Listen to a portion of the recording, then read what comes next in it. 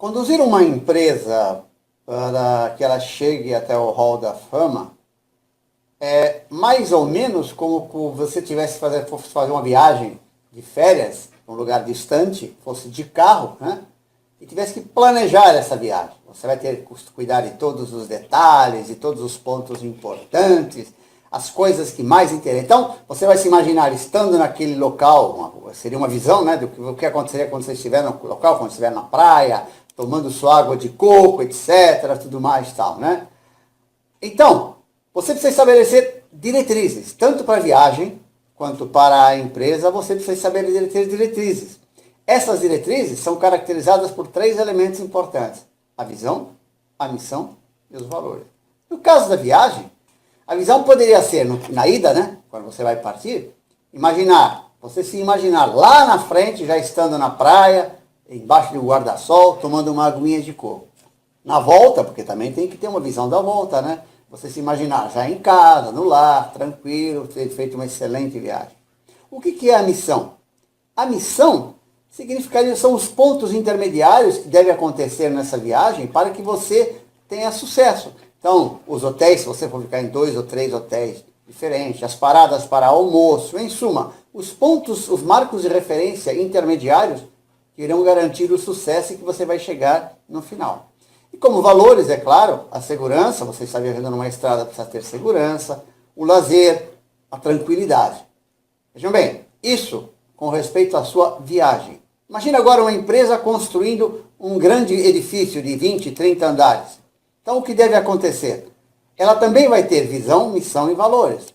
A visão dessa empresa, ou seja, o último elemento, lá no fim, o que acontece, finalmente, é a colocação da laje de cobertura, né, a última laje, os moradores depois já morando, tudo bem, então as unidades vendidas, essa é a visão, é o sonho. A missão são as fases intermediárias, é aquele cronograma bem cumprido, todo mês um avanço, a cada X tempo nós estamos com uma unidade, com um andar novo, as fases intermediárias sendo bem cumpridas. Essa é a missão. Se não se cumprir a missão, se as fases intermediárias não acontecerem, você não tem a visão realizada. Por último, os valores. Claro que num prédio, segurança é fundamental, uma construção com segurança, a qualidade do material, e principalmente, né, a pontualidade na entrega. Então, se nós pensarmos numa empresa, no geral, uma empresa normal, de produtos ou serviços, nós podemos dizer o seguinte: a visão para uma empresa de sucesso é ela entrar no Hall da Fama. Ela se imaginar daqui a X tempos, 3, 5, 7 anos, lá no Hall da Fama, como sendo uma empresa no Hall da Fama. A missão: criar marcos de referência. Isto é, ter durante esse período satisfeito as necessidades dos seus clientes, dos seus fornecedores, todos os acionistas, das pessoas que trabalham. E, finalmente, os valores. Os valores serão justamente os outputs do planejamento de marketing, ou seja, as metas, as diretrizes, os planos de ação. E assim a empresa terá conseguido ter as diretrizes bem estabelecidas e, o que é mais importante, cumpridas para atingir o Hall da Fama. O SIM é o Sistema de Informação de Marketing. Ele, evidentemente, é um sistema que, como tudo hoje, depende dos computadores, né? Pra vocês terem uma ideia, o primeiro computador que foi criado foi em 1947, ele recebeu a sigla de ENIAC, né? E ele pesava nada mais, nada menos do que 30 toneladas. Se compararmos com um notebook hoje, pesa 2 quilos, né? Ele tinha uma altura de 5,50 metros, era equivalente a 2, 3 casas aí, né? E o notebook hoje tem 30 centímetros de altura quando você pega, né? A largura dele era de 25 metros de largura. Hoje, o notebook tem 35 centímetros de largura. Ele ocupava uma área, esse computador, de 180 metros quadrados, dá mais ou menos aí a área de um ginásio desses esportes, né? O notebook hoje ocupa uma área de menos de 1/10 de metro quadrado. Então, vocês veem o que mudou. E o processamento dele era lento, evidentemente, e ele processava algumas poucas informações, e não os trilhões de informações que os computadores de hoje, os sistemas de hoje, todos eles, né, os notebooks, os sistemas maiores e tudo mais tal, processam. Na verdade, o SIM, que é o sistema de informação, ele usa 3 elementos básicos, um banco de dados, o sistema de pesquisa e o sistema de inteligência. O banco de dados, ele processa dados primários e secundários, externos e internos. Os dados primários, externos, são, por exemplo, aqueles que vêm do IBGE, como é a pesquisa feita em residência, número de pessoas, número de habitações que existe numa cidade, tudo mais e tal. Já os dados primários externos do SEBRAE, eles são dados sobre as empresas, né? Número de empresas do tipo X, empresas que mais cresceram, etc. Tal. São dados brutos que o SEBRAE levanta junto às empresas e que passa como informação básica. Diferentemente dos dados primários, os dados secundários eles já são processados, são dados que recebem algum tipo de tratamento. As revistas e associações, por exemplo, elas pegam os dados do IBGE, do SEBRAE, das empresas, processam, calculam porcentagens, crescimentos, relações, etc. Tal, e isso, então, passa a ser um dado secundário, isto é um dado básico já processado. E é externo, porque vem de uma revista ou de uma associação. Os dados secundários internos já correspondem àqueles que são obtidos dentro da própria empresa, como, por exemplo, vendas, clientes, venda por cliente, crescimento das vendas, todas essas informações que são processadas, né, que recebem algum tratamento pelos analistas, são chamadas de dados secundários. Com relação à pesquisa do mercado, que é o segundo elemento do SIM, né, as empresas fazem pesquisas ou contratam pesquisas de institutos que existem por aí, pesquisas sobre os mais variados tipos. Alguns exemplos: pesquisa sobre consumidor, pesquisa sobre produto, pesquisa sobre mercado e enquete. No caso dos consumidores, por exemplo, os hábitos de compra do consumidor, comportamento da compra do consumidor, a satisfação, grau de satisfação que o consumidor teve nas suas compras.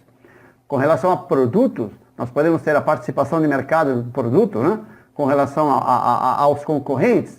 No caso de mercado, nós podemos ter pesquisas sobre segmentação de mercado, canais de distribuição e algumas enquetes. As pesquisas são feitas em função das necessidades que a empresa tem para tomar as suas decisões. Por quê? Juntamente com o banco de dados, as pesquisas de mercado passam a fazer parte agora do sistema de inteligência da empresa, que é justamente onde as informações são processadas pelos analistas e daí sim passam a ser útil para a empresa. Se vocês olharem nesse slide, em cima do lado esquerdo nós temos o banco de dados e embaixo as pesquisas de mercado. Elas entram como inputs, como informações. Essa informação é transformada em conhecimento. A partir desse conhecimento são tomadas as decisões do plano e aí sim a empresa passa a ter um poder, que é o poder dessa decisão. Vejam, a informação só se transforma em poder quando passa por todo esse processo, que é o processo da inteligência. Essa é a função do SIM no planejamento estratégico de marketing. Os médicos recomendam que periodicamente nós façamos aqueles exames check-ups gerais para ver como anda a situação da nossa saúde, né? Então nós fazemos exames lá do coração, dos rins, etc, tudo mais e tal.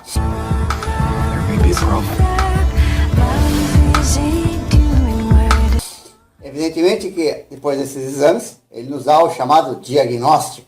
Olha, tá tudo bem, seus pontos fortes são seu coração, seu rim, tá tudo ok. Mas você tem aí um pontinho que é o colesterol, o famoso colesterol, né? Que você precisaria tratar, ele anda meio um pouco alto, então é um ponto fraco nessa sua saúde. Aí você pensa, bom, eu tenho aqui então uma oportunidade, porque eu posso aproveitar e fazer aí uma academia, agora abrir uma academia perto da empresa, eu vou poder ir lá, só que tem aí uma pequena ameaça, que é o fato de como a gente viaja muito, então como às vezes eu não tenho muita vontade e tal. Então vejam, isso é um diagnóstico. E assim como o diagnóstico, nós como pessoas temos que fazer diagnóstico para saber a nossa saúde, a mesma coisa acontece com a empresa, né? Quando você vê uma empresa, você tem que analisar sobre dois aspectos. A empresa propriamente dita e o mercado onde a empresa está. Isso é o que se chama de matriz SWOT. S-W-O-T. A sigla SWOT, o S é de Strength, significa forças, né? Weakness é o W, O de Opportunities e T de Threats. Forças, fraquezas, oportunidades e ameaças. Assim como nós temos nossas forças, meu coração está bom, é uma força, a minha fraqueza é o colesterol, a oportunidade existe aí eu posso pegar uma academia que fica ali perto, mas tem uma ameaça, viagem, talvez não dê para fazer sempre e tal. A mesma coisa acontece com a empresa.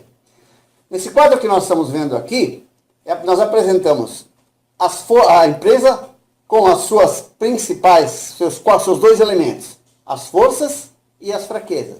Vejam bem, se a empresa tem uma força, tem uma strength, o que é que devemos fazer com essa força? É óbvio, devemos aumentar essa força. Por outro lado, se a empresa tem uma fraqueza, um ponto fraco, uma weakness, o que nós devemos fazer com ela? Diminuir. Esses são os dois conceitos básicos com relação à empresa. Da mesma forma, nós temos a situação do mercado. No mercado, no ambiente, nós temos o quê? Oportunidades e ameaças. Se existe uma oportunidade no mercado, o que é que nós devemos fazer com essa oportunidade? Explorar. É claro, eu posso ganhar uma participação de mercado, eu posso vender mais. Se existe uma ameaça, o que é que eu devo fazer com essa ameaça? Sempre que possível, e vejam bem, sempre que possível, eu devo me antecipar, ou seja, corrigir os meus pontos fracos, de forma que eu possa enfrentar essa ameaça e superá-la, porque afinal ela vai vir para mim, eu vou ter que enfrentá-la. Vejam então que para chegar ao Hall da Fama, as empresas devem trabalhar com 4 elementos básicos. Primeiro, aumentar os seus pontos fortes. Claro, se eu já tenho um ponto forte, se a minha venda é forte, se o meu produto é bom, quanto melhor eu puder fazer, mais força eu vou adquirir. Diminuir os seus pontos fracos. Se eu sei que minha equipe de vendas está precisando de um treinamento, não está sendo boa, se eu sei que a minha campanha promocional não é boa, eu vou tentar melhorar esses aspectos.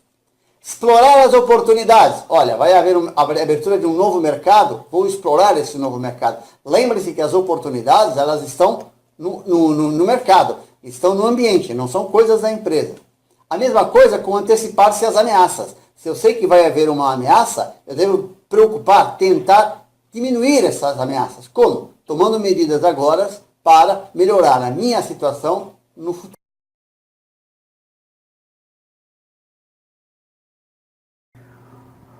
O vídeo que vocês vão ver agora nos mostra a queda de um gigante da fotografia, provavelmente a maior empresa que já houve na história em termos de fotografia. A Kodak foi durante muitos anos líder mundial no setor. O tombo aconteceu quando o mercado evoluiu do filme fotográfico para a fotografia digital, deixando de usar o papel, o filme, né? O papel e o filme, que eram as fontes de lucro da empresa no mundo inteiro. O mais estranho disso tudo é que foi ela própria que inventou a fotografia digital. Ou seja, ela era líder no mercado da fotografia de filmes, inventou, seus engenheiros, seu pessoal de pesquisa e desenvolvimento criou a fotografia digital e, no entanto, ela não soube aproveitar a oportunidade. Veja bem, ela tinha todos os pontos fortes como líder do setor, conhecia a oportunidade que haveria com a entrada da foto digital no mercado e tinha uma visão clara da mudança que estava para acontecer e ainda assim quebrou. Isso prova que nem sempre o fato da empresa estabelecer diretrizes e fazer uma análise SWOT, isso é, fazer um diagnóstico coerente individualmente, eles no final vão ser coerentes entre si. E no caso da Kodak foi isso que aconteceu. Veja no vídeo alguns pontos interessantes do processo. A pergunta é: crise mundial ou desatualização tecnológica? Acredite se quiser. A Kodak, ex-líder do mercado fotográfico mundial, entrou com um pedido de concordata. A Kodak foi pioneira em vários produtos. Lançou o primeiro filme fotográfico, a primeira câmera digital. O comentarista internacional Flávio Aguiar traz mais informações. Na quinta-feira, a notícia repercutiu no mundo inteiro. A Kodak, uma das mais tradicionais empresas do setor de fotografia, pediu concordata em Nova York. A Kodak foi fundada em 1892 com este nome pelo empresário George Eastman. George Eastman já atuava no setor desde 1880. E desde então a Kodak tornou-se realmente uma das grandes potências mundiais no setor fotográfico, tanto na produção de câmeras como filmes e impressoras também de fotografias. Porém, a partir do fim da Segunda Guerra Mundial, a Kodak passou a enfrentar uma concorrência muito grande por parte, sobretudo, das empresas japonesas, como a Fuji, por exemplo, que produziam material mais barato. e depois passou a enfrentar também a concorrência da foto digital. Os próprios dirigentes da companhia, que dizem que pediram concordata para permitir a sua reestruturação, admitem que um dos fatores das perdas que a Kodak veio sofrendo nos últimos tempos foi a sua entrada tardia no mercado digital. Como nós dissemos anteriormente, logo no início, antes do vídeo, a Kodak tinha todos os pontos fortes como líder do setor. Conhecia claramente a oportunidade que haveria com a entrada da fotografia digital e tinha uma visão muito aberta, muito ampla da mudança que estava para acontecer. E mesmo assim quebrou. O que justificaria uma catástrofe como essa, né? Bom, primeiro, porque a visão e a missão da empresa provavelmente eram incompatíveis entre si.